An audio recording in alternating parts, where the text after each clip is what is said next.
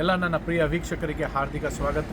ಇವತ್ತು ನಾನು ಜಮಲ್ಲಿ ಆಸ್ಪತ್ರೆಯ ಎದುರುಗಡೆ ನಿಂತಿದ್ದೇನೆ. ಯಾಕೆ ಇಷ್ಟೊತ್ತಿನಲ್ಲಿ ಜಮಲ್ಲಿಯ ಆಸ್ಪತ್ರೆ ಎದುರುಗಡೆ ನಾನು ನಿಂತಿದ್ದೇನೆ ಅಂತ ಹೇಳಿದ್ರೆ, ಈ ಒಂದು ಆಸ್ಪತ್ರೆಯಲ್ಲಿ ಪೋಪ್ ಫ್ರಾನ್ಸಿಸ್ ಅವರನ್ನು ದಾಖಲಿಸಲಾಗಿದೆ. ಉಸಿರಾಟದ ತೊಂದರೆಯಿಂದ ಫೆಬ್ರವರಿ 14ನೇ ತಾರೀಕು ಇಲ್ಲಿಗೆ ಬಂದು ದಾಖಲಾಗಿ ಇವತ್ತಿಗೆ 10 ದಿನಗಳಾಯಿತು.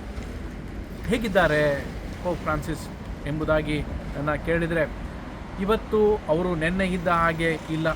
ಇಲ್ಲಿ ಸ್ವಲ್ಪ ಬದಲಾವಣೆಯನ್ನು ನಾವು ನೋಡ್ಬೋದು. ಅವರು ಸುಧಾರಿಸ್ಕೊಳ್ತಾ ಇದ್ದಾರೆ ಎಂಬುದನ್ನು ನಾವು ನೋಡ್ಬೋದು. ಉಸಿರಾಟದ ತೊಂದರೆ ಇದ್ದರೂ ಕೂಡ ಅವರಲ್ಲಿ ಆಕ್ಸಿಜನ್ ಕಡಿಮೆ ಇದೆ.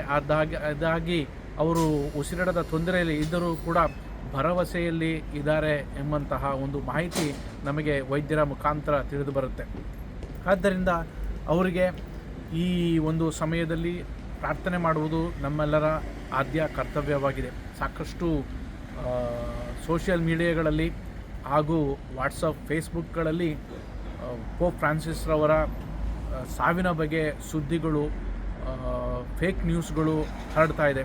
ಹೀಗಿರುವಾಗ ನಾವು ಅವುಗಳಿಗೆಲ್ಲದಕ್ಕೂ ಕೂಡ ಕಿವಿಗೊಡದೆ ಭರವಸೆಯಿಂದ, ವಿಶ್ವಾಸದಿಂದ ಪೋಪ್ ಫ್ರಾನ್ಸಿಸ್ ಅವರಿಗಾಗಿ ಪ್ರಾರ್ಥಿಸೋಣ. ದಯಾಮಯ ದೇವರು ಅವರಿಗೆ ಉತ್ತಮ ಆರೋಗ್ಯ ಭಾಗ್ಯವನ್ನು ಕರುಣಿಸಲಿ ಎಂಬುದಾಗಿ ಪ್ರತಿನಿತ್ಯ ನಮ್ಮ ಪ್ರಾರ್ಥನೆಯಲ್ಲಿ ಅವರಿಗಾಗಿ ಪ್ರಾರ್ಥಿಸೋಣ. ನಿಮಗೆಲ್ಲರಿಗೂ ಧನ್ಯವಾದಗಳು.